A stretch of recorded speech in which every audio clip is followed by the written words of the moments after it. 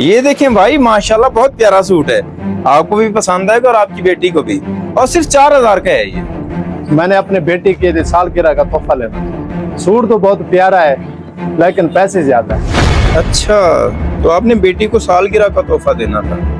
आप ये बताएं, आपके पास कितने पैसे हैं? भाई मेरे पास तो 1500 रुपए है, अगर इसमें मिल जाते तो आपकी मेहरबानी होगी।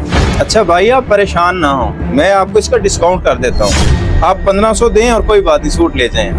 भाई बहुत शुक्रिया आपका, ये ले 1500 और मुझे पैक कर। जी जी भाई, आप फिक्र ना करें, मैं आपको अभी पैक कर देता हूँ। मुफ्त का माल समझ के डिस्काउंट दे रहा है। जाने दो कस्टमर को, लेता हूँ उसकी खबर मैं आज तो। ये लें भाई, आपका बहुत शुक्रिया। और हाँ, न्यू अली गारमेंट्स पे आते रहा करें। भाई आपका बहुत बहुत शुक्रिया। अल्लाह हाफिज। ये क्या किया तुमने? 3000 का सूट सिर्फ 1500 में दे दिया, और तुम्हें कोई अकल भी है कि नहीं?